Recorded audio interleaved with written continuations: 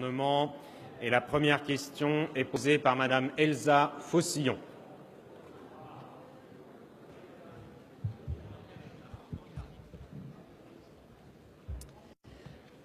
Monsieur le Président, mes chers collègues, Monsieur le ministre des Affaires étrangères, quelques jours après le vote de la loi qui légalise de fait le régime d'apartheid qui existe en Israël, un bateau de la flottille de la Liberté, accueillant à son bord 22 militants de la paix, dont une ressortissante française, a été arraisonné en haute mer par l'armée israélienne.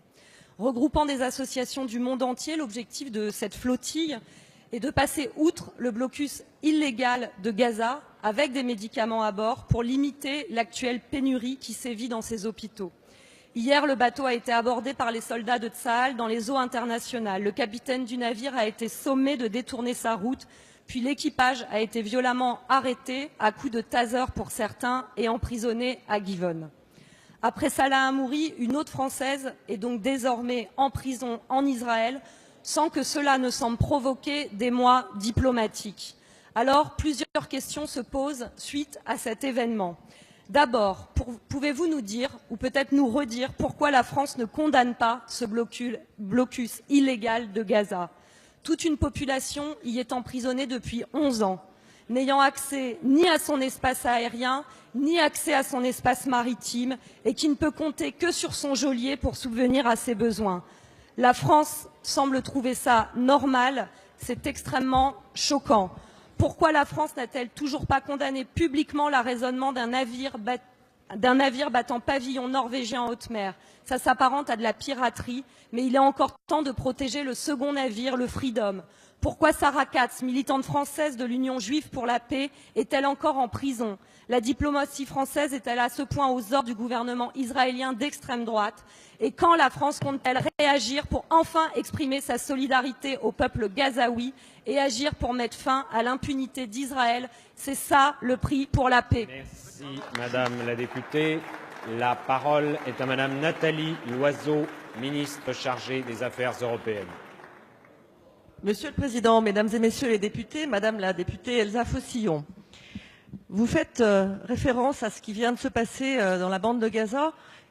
Il est vrai qu'il y a rarement de bonnes nouvelles en provenance de Gaza, mais que récemment, la situation est devenue particulièrement préoccupante. Il y a deux éléments dans votre intervention. Le premier, c'est la situation d'un bateau et de l'une de nos compatriotes. Et le deuxième, c'est la situation générale à Gaza. Ce n'est pas la première fois qu'une flottille se rend en direction de Gaza pour à la fois protester contre le blocus et apporter de l'aide humanitaire. Et ce n'est pas la première fois que les bateaux d'une telle flottille sont arraisonnés par la marine israélienne. C'est ce qui s'est passé dimanche. Tous les passagers de Al-Aouda ont été arrêtés. Parmi eux, une de nos compatriotes, Sarah Katz. C'est naturellement notre première préoccupation. Le consulat lui a rendu visite dès hier. Nous vérifions que le droit international lui est appliqué et naturellement, nous mettons en œuvre toute la protection consulaire à laquelle elle a droit. Pendant ce temps, la cargaison humanitaire que contenait le bateau est acheminée vers Gaza. Plus largement, la situation à Gaza est particulièrement préoccupante. Bien sûr, il y a une crise humanitaire, mais sans crise politique, il n'y aurait pas de crise humanitaire. Et cette crise politique, elle est due à l'absence de perspective de paix pour les territoires palestiniens. Alors notre position, elle est connue, elle est claire, mais je la redis encore plus clairement aujourd'hui puisque vous m'y invitez. Nous souhaitons que le blocus de Gaza soit levé en tenant compte des garanties de sécurité nécessaires pour l'État israélien.